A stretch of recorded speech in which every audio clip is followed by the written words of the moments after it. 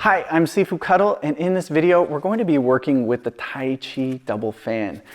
So grab your fans, and let's get to work.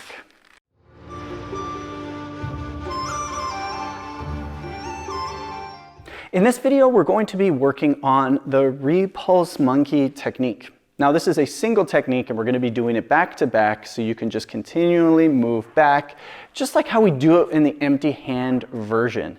However, when it comes to using the double fan, we're going to be using a lot of coordination here because you're going to be closing one fan as you open the other. They're going to be moving in different directions and have different intentions in the hand. So this is by no means an easy technique just because it may be simple when we do it with the empty hand.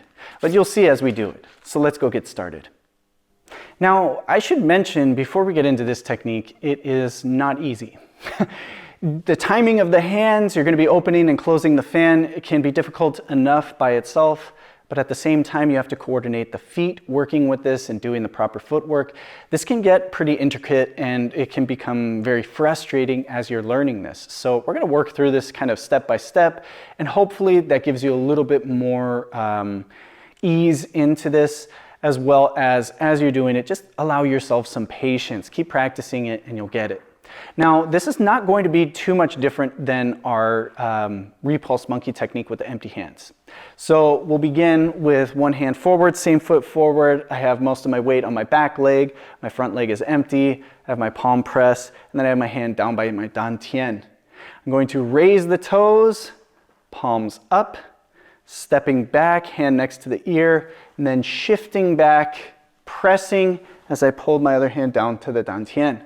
Again, toes come up, palms up, stepping back either to the balanced position or all the way back, and then shifting back and pressing Repulse Monkey. Now, if you have that down, we'll add the fans. And we'll begin with closed fans. So we'll start with the fans with the fat foot forward, just like how you open and close, and we'll have the same position. So we'll have palm, this time instead of pressing with it, we'll have our palm pointing down, so it's more of a poke. With the fan, think of poking towards the throat. And then from here, palm up, down by the dantian. Now I'll raise the toes, palms come up, stepping back, hand next to the shoulder, and then I'm going to shift back and poke to the throat. Toes come up, palms are up, bring it in, next to the ear, step back, shift back. Again, same exact thing. Timing here, palms are up, toes come up, stepping back, going all the way through, up, stepping back, going all the way through. Not too much that you have to change on this one. It may seem a little weird to get the fan next to your ear. Sometimes we'll just go straight from the dantian position. But for the ease of this drill, we'll go right next to the ear.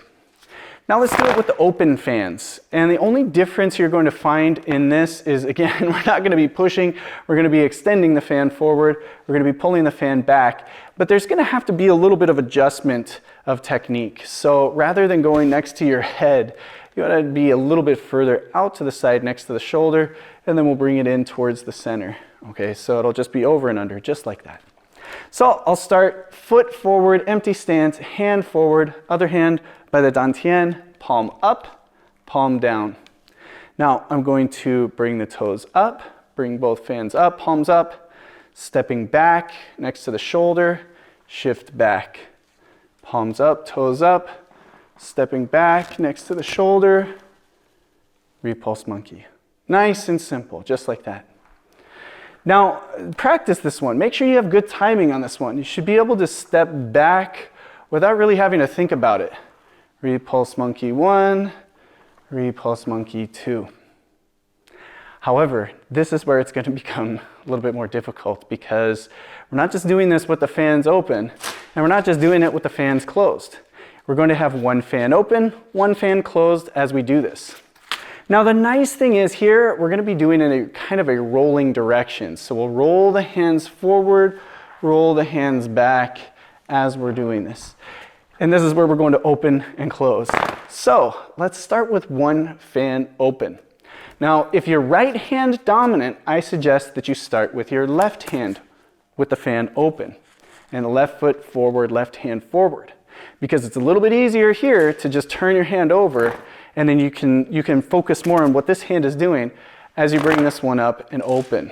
Okay, so let's separate the two first. I'm going to roll my fan and close. I'm going to bring my fan up and open. Notice it's flat this time. Now, as I shift back, I'll step back, I'll turn my fan. Okay, so again, right here, we'll start with the fan open in the front, palm down, palm up, down below with the closed fan. We'll start by rolling, close, rolling, open, turn, shift back, and press. Okay, so let's do it one more time, and we'll do the next leg on that same timing. Okay, so again, roll, close, bring it up, open, set by the shoulder, shift back. Now our front hand, roll, close, back hand, up, open, turn, step back, repulse monkey. Okay. Now, let's get the timing. This should be a simultaneous close and open.